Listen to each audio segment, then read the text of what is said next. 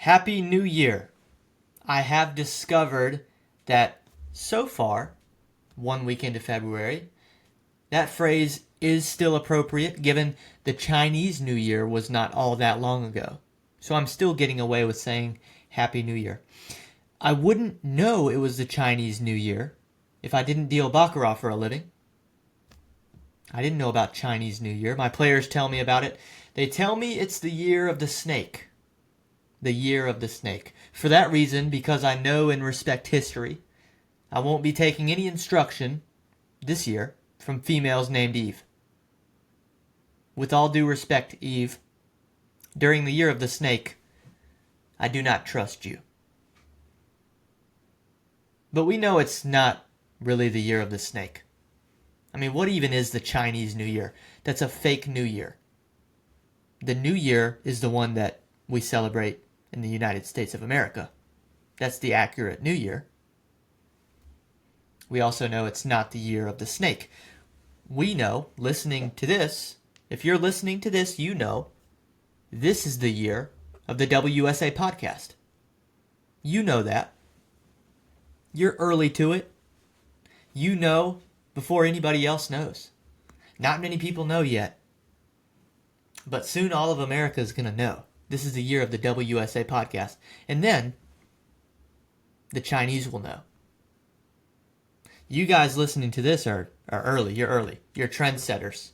You're the tip of the spear when it comes to being ahead of the curve. I mean, you are like those who were in on a great investment early. It's like you bought into Uber before anybody else even had the opportunity to. You bought Uber stock at a penny. Actually, even better than that, because you didn't have to sacrifice anything financial to get in on the ground floor of this podcast.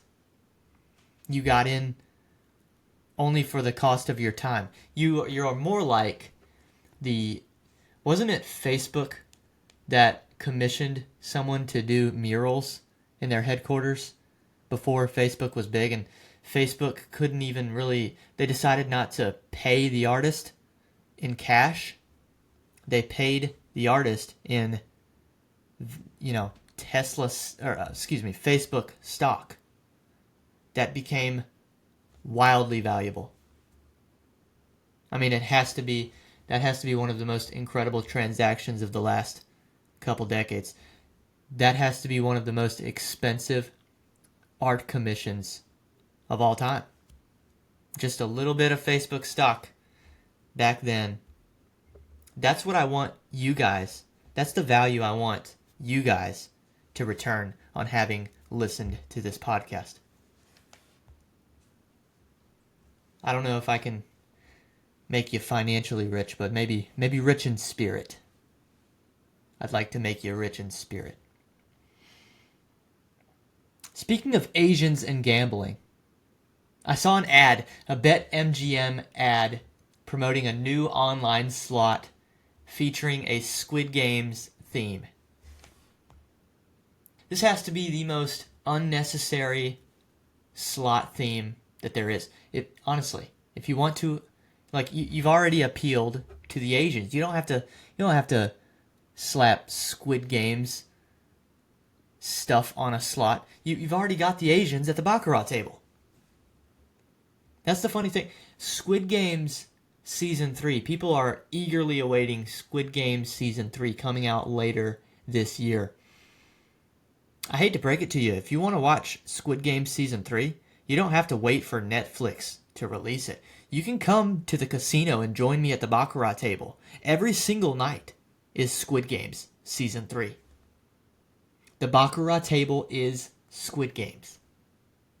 If you want to see Asians essentially fighting to the death for a 1 in 456 chance that they might win at the game, very slim odds any of them survive.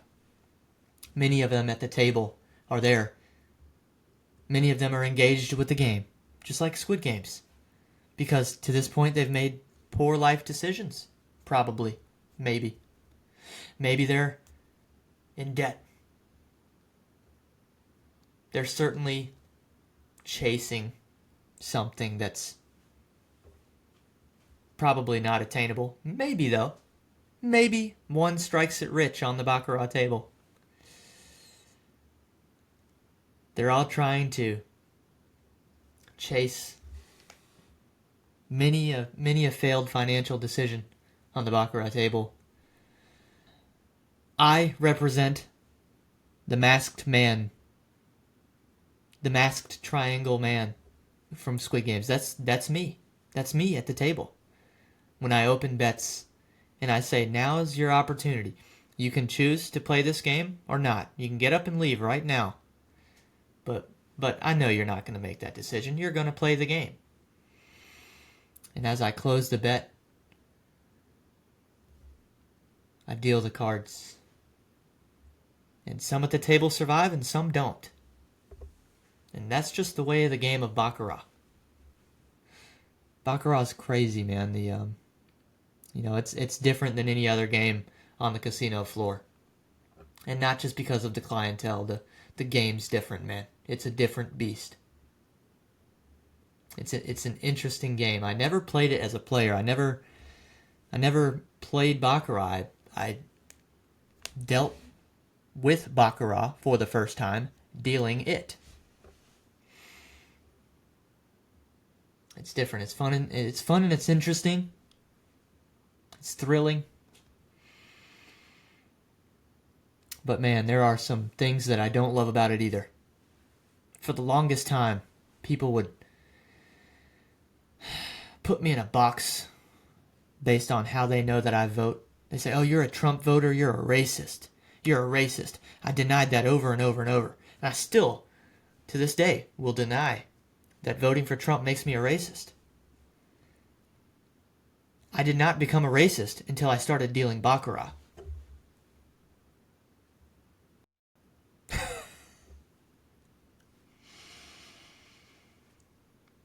That was a joke. That was a joke. Now that I've said enough to potentially get me fired, can we get into the show? I have some actual topics that I want to talk about in this podcast. Can we get into it? Speaking of the podcast, look around. Some things are different from episode 1 to episode 2. My television screen still does not work. Nothing about the functionality of the podcast is different. I still don't have theme music and intro music. I still don't have any help behind the camera. I still, nothing about the technology is different. But at least aesthetically, we've got a bit of a set going on here. We've got the shelves up that I told you were coming. We've got a cosmetic upgrade to the podcast. I'm really excited about it. I still want to mess around with the way things are placed on the shelves. I'm not sure it looks exactly how I want it to look, but this is the general idea behind me. Much better than just the blank wall that you got last time. Speaking of change, we had one of the most important changes we will sustain in this lifetime since the last time you guys heard from me on a podcast. You guys obviously know what I'm talking about. What a monumental, historic, milestone month it has been for the history of humanity. When we grow old, we will tell the next generations of what we are living today. We are among one of the most epic, colorful, meaningful times man has yet to experience.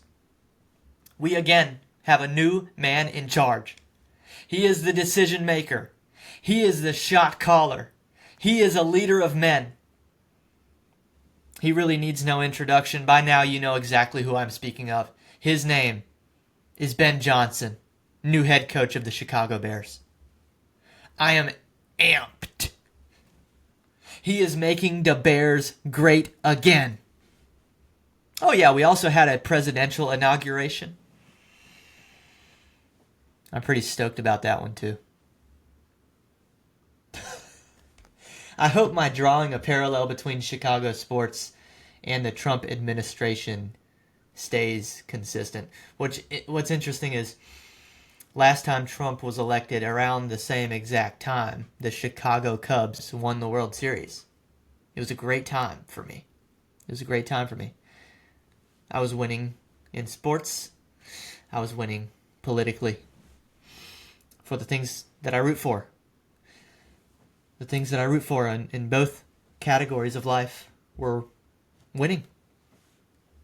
Today, right around the same time of Trump's inauguration, the Chicago Bears get a new head coach. I'm hoping that is a sign of similar things. I'm hoping that the hire of Ben Johnson is a similarly championship level event and occurrence for Chicago sports. So I hope that parallel is consistent. But there are also stark differences between Trump inaugurations.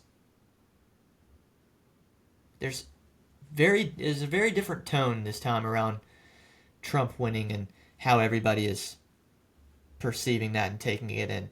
See, the first time, it really caught people off guard, I think. A lot of people were removed from politics a little bit because, during the Obama administration, I'm the ages of 9 to 17, right? 10 to 18-ish. So I only know so much, but what I remember about that time is people seemed to be a little more removed from politics than they are today.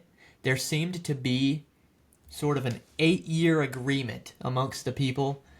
Like, let's not overthink this. Let's not get into policy. Let's not make this a policy decision. Let's not really be a political people right now. Let's just do what feels like the right thing to do and check it off the box that we've had a black president.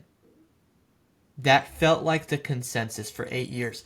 And so because of that, after the end of the Obama second term, people were sort of removed from politics. And I think they forgot to really engage with it, which allowed Trump to win.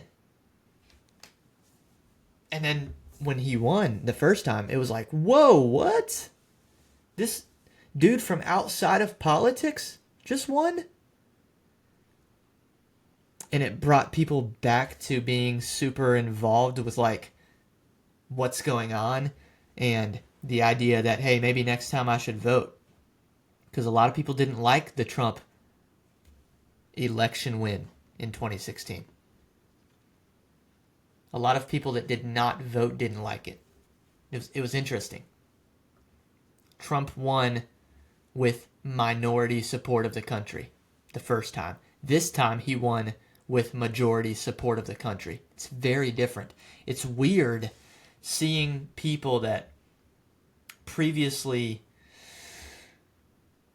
did not support Trump coming around to it. It's a nice feeling, because for us Trump supporters that were early, as you are to my podcast, I was to Donald Trump. I've been early to other things in my life too. And then when you're early to something, like for instance, like an artist or a band, like let's say you're early to a band and you're going to their concerts before they've got mainstream support, and then they really blow up. You don't look at yourself like you're one of the millions of fans that they now have. You look at you feel like you're separated from the pack. Like you deserve it more because you were there in the beginning, right? That's kind of how I feel with Donald Trump. And now that it's cool to like Donald Trump, I'm like, hey, super glad that you made it to the MAGA party, but like, sit in the back. Sit in the back, please. Let me take my seat at the front. I was early, similarly to like NF, for example. A buddy of mine, Caleb Roop, introduced me to NF before Therapy Session came out. We were listening to Mansion. Another thing there's really two things that I've felt like in life I was really early on. NF, really early on. Ryan Trahan on YouTube, oddly enough. I was watching Ryan Trahan on YouTube when he was a freshman in college. I might have found his channel before he even committed to Texas A&M. Anyway, he was running long distance for Texas A&M, and I was watching his YouTube channel before he decided to quit university and quit running and quit his path toward a scholarship degree to pursue full-time YouTube. Like, I was watching him early, and now, of course, he's one of the most recognizable American YouTubers on the platform. And it's just different. It's different. It's different. And really, your support is different too, because now it's hard for people to remain the same when they really blow up like that. Trump's different because he had a ton of fame before he decided to be political. So in some ways, he already had a lot of support in different ways, and we'll talk about that in a bit. But in terms of him being a presidential candidate, I was a day one. And now, when you see people like Snoop Dogg performing, after some of the things that he said years ago, I will allow for him to use his own words. Let's remind ourselves of what Snoop Dogg said previously. Ain't nobody gonna perform for Donald Trump, huh? Which one of you jigaboo ass niggas gonna be the first one to do it? I'm waiting. I'm gonna roast the fuck out one of you Uncle Tom ass niggas for doing it. Which one of you niggas gonna do it first? Osby's the one that performs for himself. So ain't nobody gonna... Okay, so you've heard it from Snoop Dogg several years ago. He's going to roast anybody that performs for Donald Trump. And now in 2025, he performs for Donald Trump.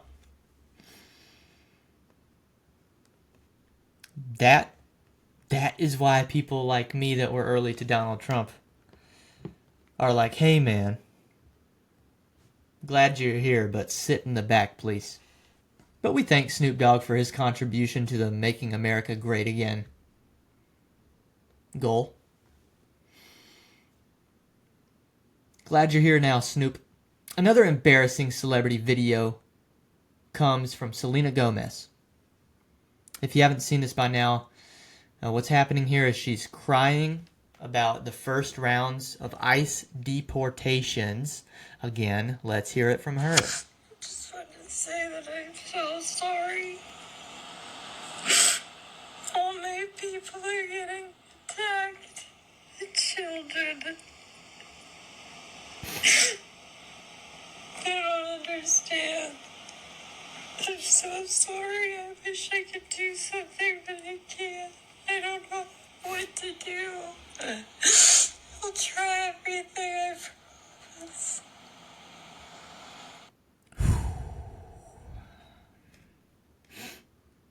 That's moving. That's touching. That's an emotional video from Selena Gomez. Watching that, I realized that I was wrong. For the longest time, I was wrong. She just helped me realize I gotta rethink some of my former positions. Out of empathy, I'm rethinking how I used to think. I was wrong before. I used to think, how in the world did Benny Blanco get Selena Gomez? Now I kinda get it. If she's acting like that on camera, uploaded to social media, I can only imagine what's going on at home. Can only imagine. I used to think, how in the world did this goofy guy Benny Blanco pull Selena Gomez of all people? Are you kidding me? Benny Blanco, this short man that I had previously, I think I only really knew Benny Blanco before I heard he was dating Selena Gomez randomly. I think my only knowledge of Benny Blanco before that was him on Lil Dicky's Hulu show, ass naked, running around a swimming pool with Lil Dicky also ass naked. Like, nothing on. Not even on their feet. There aren't two socks. They only have one sock on. And it's not on their feet. They have one sock dangling off their flaccid penises. Running around. Cuddling. Cutting up. Giggling. That guy got Selena Gomez. So of course, for the longest, I thought, wow.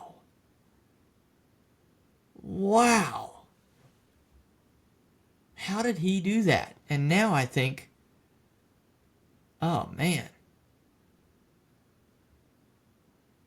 I'm not sure that Selena Gomez isn't the one that outkicked her coverage. Acting like that, crying about deportations. I'm sorry, Selena, I was wrong. I was wrong about you. Tonight is the Super Bowl. By the way, you might not be listening to this podcast the day that it's uploaded, but tonight, for me, is the Super Bowl. At that game will be Taylor Swift.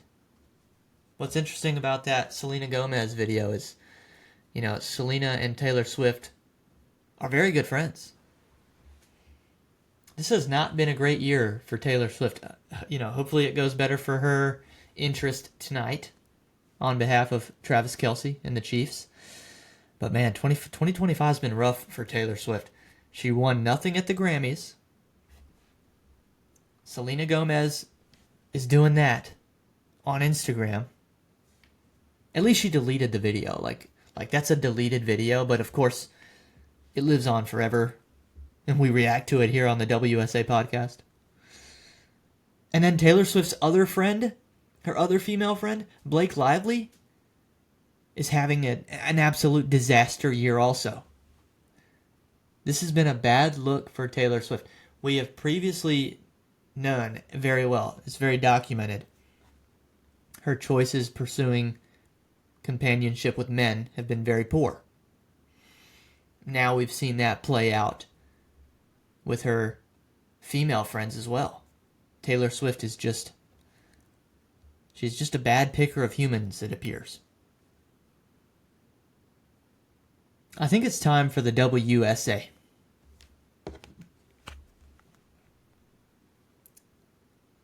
This episode 2 of the podcast, I've named the essay Renaming Haters. Haters. Let me come to your defense. You're not actually haters. I don't know what you should be called exactly, but maybe we'll find it as we talk this out. What I do know is you're not actually haters. True hate, genuine hatred, is deep. It's an emotion extraordinarily powerful. It's a feeling with some spiritual heaviness behind it. I'll look to my Creator to define the appropriate passion hatred holds. Proverbs 6 says there are 6 things the Lord hates. However, 7 things that are detestable to him. Meaning, not even everything detestable to God rises to the measure of being worthy of his hatred. Hatred is a tier further than biblical detest. The name hater has been used far too loosely in our society. You don't think LeBron is the greatest basketball player ever? Oh, you're just a hater. You don't like when they air Taylor Swift's suite on the NFL broadcast? Oh, you're just a hater. But that's not accurate. you don't actually come close to the severity an honest hater feels. Our culture has gotten used to the idea of haters. There's a comfortability about it. What you call your haters aren't actually that seriously in opposition of you. Negative commenters, even on my YouTube channel, likely aren't haters. What we call hate comments today are just as helpful to us in the algorithmic game of relevancy as the positive are, if not more so. My quote, haters, actually help me advance my cause. A true hater would not do that. Those who type, "What a loser, you suck at podcasting, go get a real job," that's not a hater. Those who shout halfway across the globe from you, "Death to America," that's more likely your thoroughbred hater. A better name for you formerly known as haters would be the Jealousites. Maybe we'll call them the Envy Mob. Maybe we'll call them Club Covetous. Maybe when you're resentful, we'll call you Resentfools. What you've likely been called a hater for isn't representative of your hatred. It's actually representative of your jealousy. And I can prove it. The upcoming 59th Super Bowl's matchup is set. A rematch of 2 seasons prior. The dynastic Kansas City Chiefs will meet the also routinely successful Philadelphia Eagles in New Orleans for the final 60 minutes of the NFL season. The overwhelming online sentiment has been, this matchup is not what the people wanted to see. They preferred a Bills-Commanders Super Bowl. They preferred a match between 2 teams that haven't reached the end before. In other words, they preferred a Super Bowl between 2 teams that have proven to deserve an opportunity less. What's interesting is we've seen this story in the NFL before. The previous NFL dynasty belonged to the New England Patriots, or even more specifically, to quarterback Tom Brady, whose championship appearances continued into his time as a Buccaneer. I grew up my entire childhood with the Patriots being the team very few could beat, and the nation at almost every chance they had rooting for the Patriots' opponent to put an end to the run. Why is this happening over again? There must be a psychological reason people learn to root against inevitable greatness. Not only are they rooting against it before and as these games happen, but even worse, they make excuses and denigrate the winner afterward. For 20 years, the Patriots winning was written off as a result due only to their team being allowed to get away with elaborate cheating crimes. Now, people claim the game referees conduct the Chiefs' scandals for them. People are insistent that once Taylor Swift's dating status entered the equation, the NFL told the refs that Travis Kelce must win every important game. These ideas are illogical. These people are they're just a bunch of jealousites and resentfuls. The NFL wanted the Patriots to get away with advantages? That's funny. I seem to remember a suspension of Tom Brady that had no precedence. The NFL wants the Chiefs in every Super Bowl for the rest of eternity? That's funny. I seem to remember an overtime rule created after a Chiefs-Bills playoff game that would make it so that Patrick Mahomes couldn't win in the same fashion he just had ever again. Let's get even more specific. In this most recent Chiefs-Bills AFC Championship game that so many claim was stacked in Kansas City's favor, the primary play in question was over a 4th and 1 call that gave the Chiefs defense a turnover on downs. Do me a favor and look at the scoreboard when that supposedly deciding play happened. To your utter shock, you will find the Buffalo Bills actually held a lead at that stage of the game, and there were an entire 12 minutes 55 seconds left on the game clock. You'd think it was the final play of the game, but it was far from that. The Chiefs were still at a less than 50% probability to win the game after the failed Josh Allen QB sneak. Let's remember, we've previously seen Patrick Mahomes overcome Buffalo with only 13 seconds to do it. This time, there were 13 entire minutes. Listen, people. The Chiefs were going to win this game with or without that 4th down stand. If anything, Buffalo got lucky. They fumbled the ball 4 times in the game and recovered every single one. There was a Chief fumble they also recovered, totaling 5 fumbles. They recovered 5 out of 5 fumbles They're the first team in playoff history to do that and lose the game. Had the Chiefs recovered one of those fumbles, much less had they even recovered just 2 out of 5, this game would have been a significant blowout. I have several Chicago Bear rooting friends that have met for well over a decade to watch games together. We have a group chat. And this jealous anti-Chief narrative started to dominate conversation in that group chat, and I finally snapped. I had enough, so I sent this text. I just don't understand the ref conspiracy complaining. Here's the reality. When teams are trailing in a football game, they get more desperate and they try to take more shortcuts, so they commit fouls. Sometimes the ref calls them, sometimes they don't. But logically, you can understand why the trailing team would consistently be committing more penalties than the team protecting the leads. The Chiefs have been leading the majority of the last several years, and even still, they are 29th in penalties called in their favor. It's the same bitching people did when the Patriots had their run as well. It's not always rigged. Sometimes it's the fact that in both Kansas City and New England's dynastic scenarios, they simultaneously had the league's best quarterback, coach, tight end, and top 10 defenses.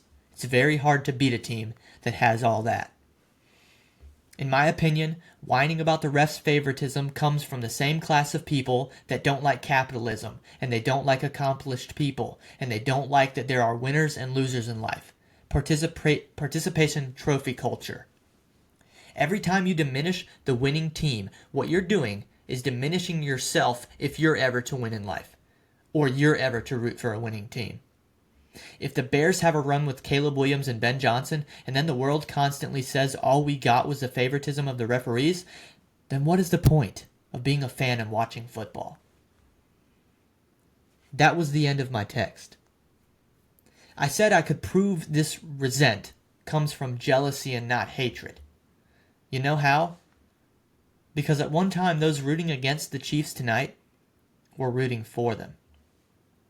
I saw this meme. It says, you either die a hero or live long enough to see yourself become a villain. It shows the fact that back when these same two teams playing tonight, the Chiefs and Eagles, were playing against the Patriots in AFC Championship games and Super Bowls, the majority of the entire country was rooting for the Eagles or the Chiefs to beat the Patriots.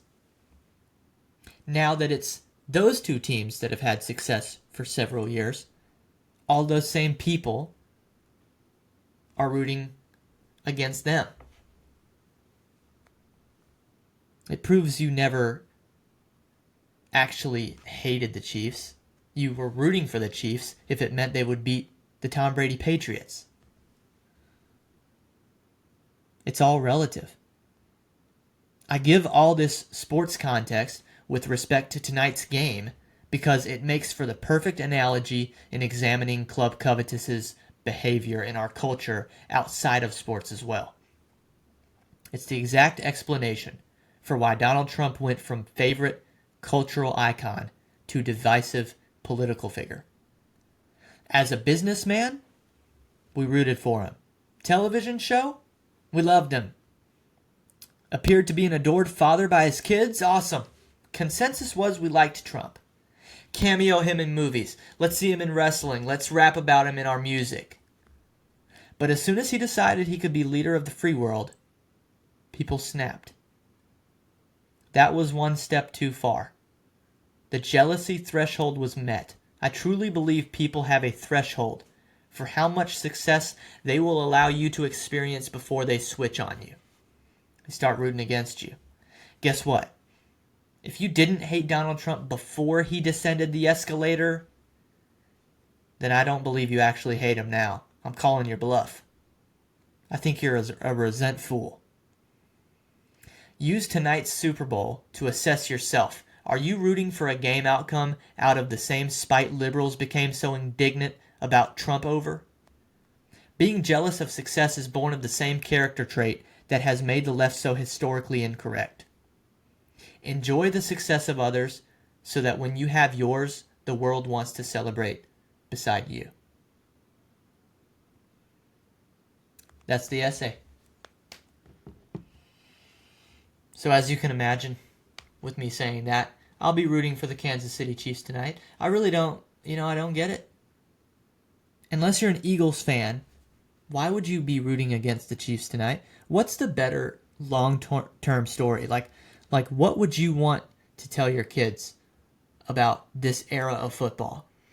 Oh, I remember watching, and there were these great teams, and they met in 2 out of 3 Super Bowls, and the Chiefs won one, and then, and then this quarterback named Jalen Hurts got him back, and then it was 1-1, and then, no. You don't want, what kind of story is that? You want to say, yeah, I watched the first three-peat in the history of the NFL. Probably the first and probably only. Like, don't you want to witness history? That's what I want out of tonight. I've got a few more things to talk about today that have happened since we spoke last on the podcast. There was the unfortunate hand-arm gesture of Elon Musk, the extension of the outreached, elevated right arm, what will be forever known as the "my heart goes out to you" controversy. There were 2 opinions about what happened there, what Elon Musk was doing there. There were people that, in my opinion, were just lying through their teeth. I think they were disingenuous. I think they were faking the outrage, saying he's doing a Nazi salute. That's inspired by Hitler. He's supportive of genocide, I guess. That's what they were saying about Elon Musk. They were outraged. And then there were people on the other side saying, this is not an outrage. That's not what he was doing. Quit being ridiculous. And then, of course, they were showing the left. There's the combined picture of, I think it's like Hillary and Kamala and Barack Obama and Elizabeth Warren all in the same pose that they're upset about Elon Musk for. All with the outstretched, elevated right arm. Proving, no, it's not a Nazi salute. It's just, that's a formation you can make. People often make when they're speaking to crowds of people. But I don't know, I started thinking about it. And I thought, what if neither opinion is right? Or I guess what if both are simultaneously right? What if it was a Nazi salute Elon Musk purposely did? But we still shouldn't be outraged about it. What if you shouldn't be outraged about a public Nazi salute? I started thinking about it. It's really just a matter of time, right? Things that we at one point consider offensive, history has shown that really all we really need is the application of time to make them less offensive. How long do we need to wait to have the Nazi salute back? Have it not be known as the Nazi salute? Or at least have it not be super offensive. It's kind of like the middle finger. At one point, the middle finger was like, "Oh, you did not just show me that finger." And they would blur it out on television. Now, we've got Eli Manning double birding the camera on ESPN. And it's like not that big a deal, right?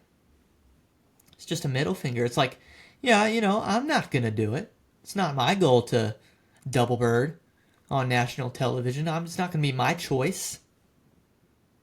But if somebody else does it, am I bothered? No. Why should I be bothered by the Nazi salute? Even better, what if the former victims decide to take it back? Make it like the N-word. There was a shift when people decided, you know what? Let's reclaim the N-word. Let's not have it be something they can use it as an insult. Let's use it as a term of endearment.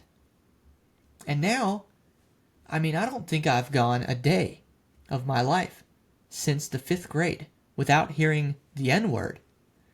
And it's not being used in a derogatory fashion. People are using it constantly, left and right, in a positive way. They've reclaimed the word. See, things really changed for me on this Elon Nazi salute situation when I realized Americans used to do that when performing the Pledge of Allegiance. The hand over heart that we do now, that's a somewhat new development. That's a result of the outstretched, elevated right arm being made into a very negative symbol of the support of Hitler. It was after that became popular in that time that we went to the hand over heart Pledge of Allegiance. But before, we were doing that. That hand motion only needs to be reclaimed. Maybe that's what Elon Musk was doing. Everybody needs to relax and let the man reclaim the Nazi salute, whether it was or not. Next time you see somebody Nazi salute in public, let them do it. Don't worry about it. It's just a middle finger. A few more stories, a few noteworthy things out of the White House. Donald Trump reclaimed his office desk and found a note inside. A letter addressed to 47, supposedly penned by Joe Biden on his final day as POTUS. Supposedly. Supposedly on that final day he had time to pardon everybody else that he hadn't pardoned yet, mostly. And write that letter for Donald Trump to read later in the day. I don't know. What I do know is we have the words of the letter. How genuine were they? You guys decide. Again, we can listen to the history of Joe Biden. Remember, he penned the letter that I'm about to read for you guys on the same day that he pardoned a bunch of people in his family. Out of nowhere that we didn't expect. Like the Hunter Biden pardon that came several days before, we kind of expected that one. Because it was like, yeah, Hunter might need it. But when Joe Biden started pardoning people in his family I hadn't even heard of, it was like, oh, well, what are they up to? What were they up to that they need pardoning for? That's interesting. That's interesting. And it's even more interesting.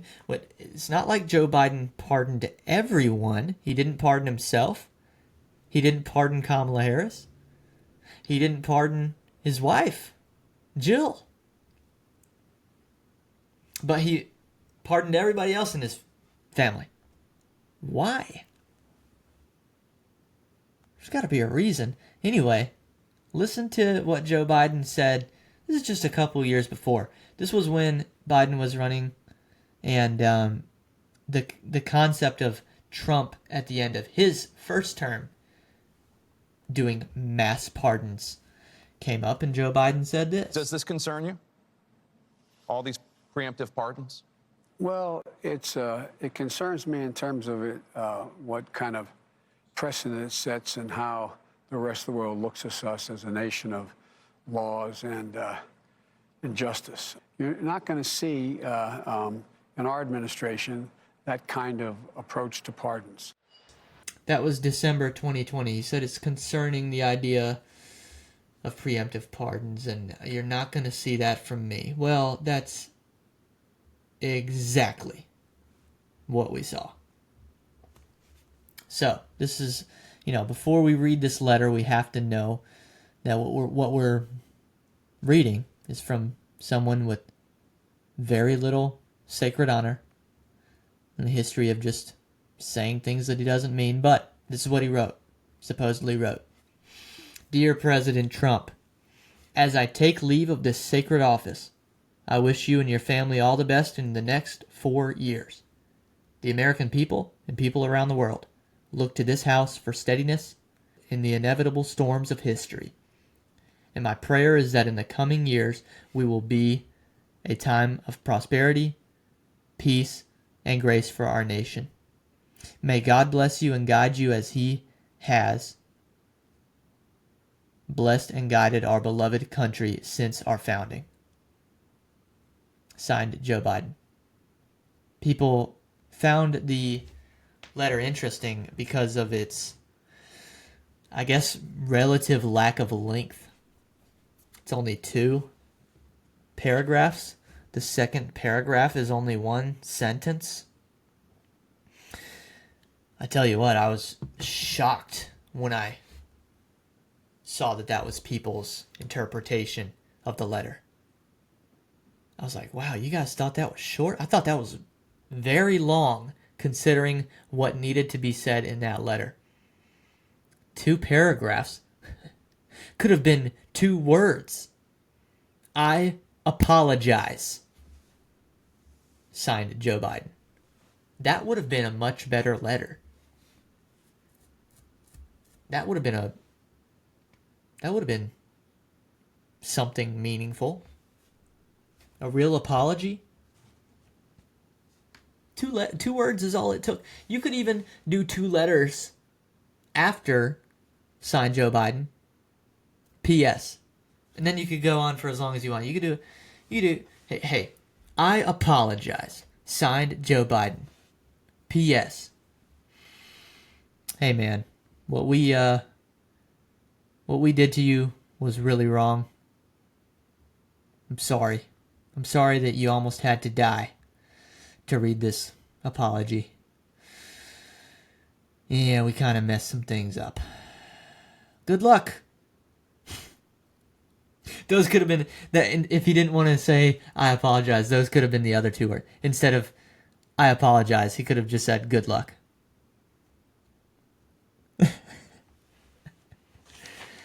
Oh, good luck. I've left quite a mess for you. Good luck. Also, out of the White House in the last couple weeks, Caroline Leavitt held her first press conference and did an excellent job, I might say. Her very first one was over half an hour engaging with the media, and I was glad I was free during it so that I could watch it live. I watched the entire thing live, and the most interesting clip, in my opinion, was when Caroline was looking at him in the room and saying, "Hey, your seats up here are they're kind of up for grabs, man. You traditional media, you might, you're not going to go all 4 years here having your seat. We're going to offer your seat to people who are more deserving."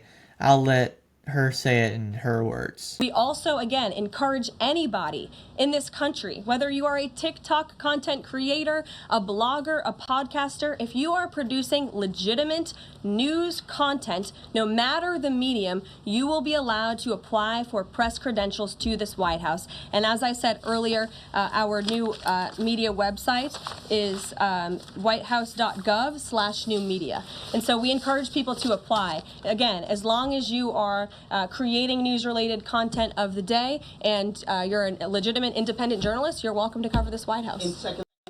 Whitehouse.gov/new media. I don't know what would be more new media than a podcast that's in its only second upload. What's newer than what we have here? I think if it's about the newness of media, we've got a real shot to get the UUSA podcast in the walls of the White House. I think we should try. That's what I took away from that. The question would become, are we legitimate? Am I legitimate? I don't know. I've joked in this podcast on multiple occasions about racism. So I don't know. We're going to have to find out. But I think we should try. And I think it's important that I come with some people behind me. I think it's important. If you've enjoyed the podcast so far, like it and share it. We did a great job on the first podcast of the goal being 9 listens. We ended up doing 22 streams on Spotify. We did 58 views on YouTube of the pilot episode. A great head start beyond the goal and my expectation of the very first one. But yeah, if we're going to get this thing inside the White House, I'm going to need your help. Let's get this thing to the masses. The next story is kind of a White House story, kind of not. What it really is a wannabe White House story. Stephen A. Smith seriously entertaining the idea of being America's 48th president. I'm not joking. Listen for yourself. I do have an insatiable desire one day, when I'm more qualified, as I really dig my heels into this stuff, to be on a stage debating presidential candidates for the United States of America. And in order to do that, I would have to be a candidate. So I must confess to you, as I laid down that picture for you all to consider,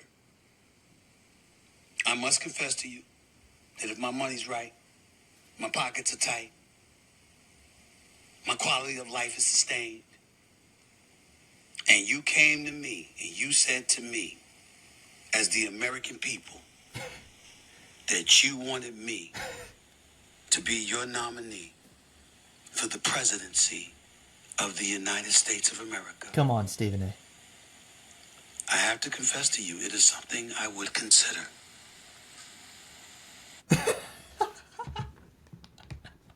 Stephen A. I've got one thing to say. Stay off the damn weed. Finally, we end the podcast yet again acknowledging a plane crash.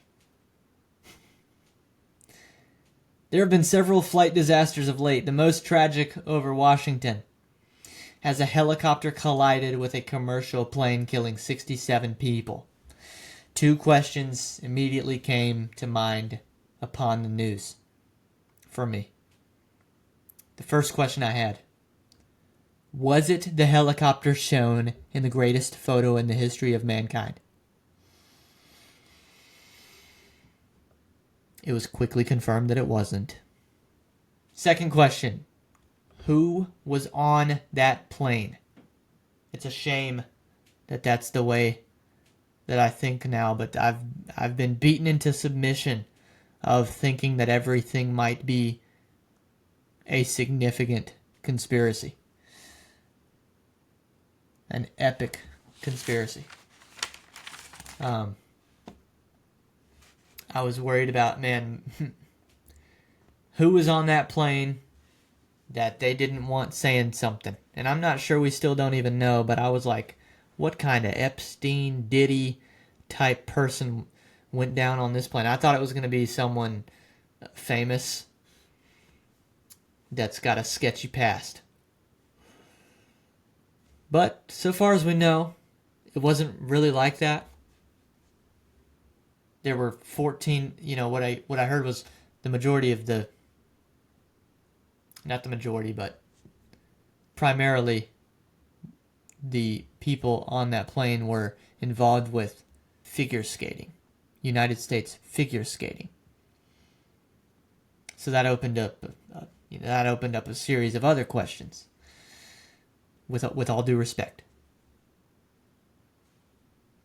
where was Tanya Harding?